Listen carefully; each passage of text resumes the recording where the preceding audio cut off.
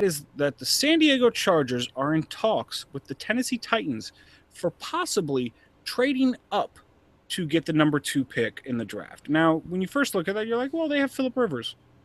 Why would they need to go up and get Marcus Mariota with the number 2 pick? Well, that's where it gets interesting. Because one of the things that they would trade their number 17 pick in this year's draft, but they would also trade number 17 himself, that is Phillip Rivers, to the Tennessee Titans. So that's that a little got me crazy thinking. too. Yeah, and now Phillip Rivers didn't have a. It wasn't a bad season. No, he only threw for 4,000 yards and 30 touchdowns last year. Yeah, so why would they want to get rid of him? So, now I think I had him on my fantasy team for a little while, and he helped me out. So. Oh, yeah, me too. And I started looking at some of the factors. And now you look at Phillip Rivers; he is 34 years old, so he is getting up there. He's only got a couple of years left. Longevity, so some, little bit, not all, some, not all.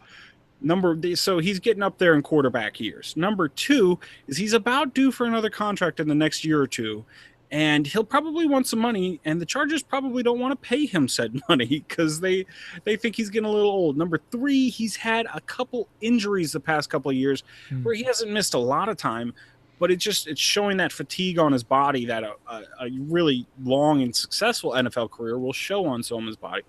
And then I started looking at it from Phillip Rivers' side, and I said, why would Phillip Rivers even want to agree to a trade like this?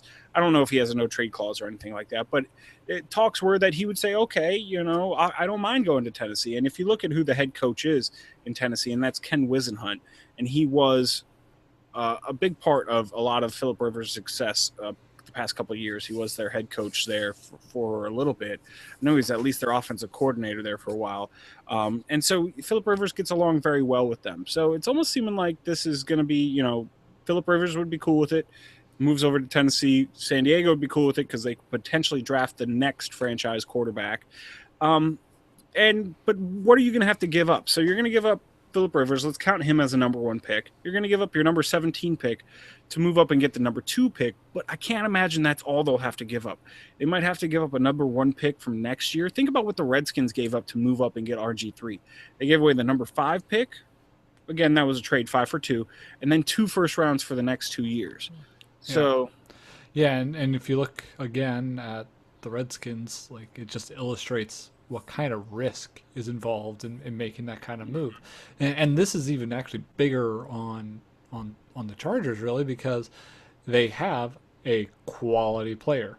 Yeah, you'd be giving away a Pro Bowl. The Redskins, we didn't really have a quality quarterback when we were trying to bring in RG3, so it was a little bit more understandable. They have a quality player that they're getting rid of in order to get a potentially next great player.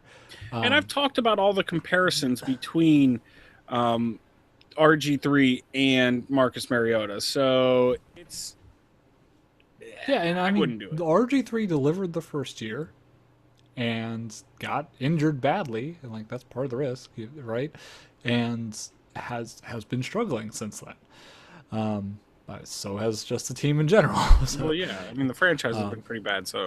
But that's that. I mean, but I don't know. I almost don't know why Tennessee would want to do this either, because I don't know if Phillip Rivers a Band-Aid for the next 1 or 2 years. Yeah, they like Zach Mettenberger, but is he going to be really your franchise quarterback? Do you think that you have a shot at making the Super Bowl or something like that if Phillip Rivers suddenly comes in? Because I can tell you this, you don't.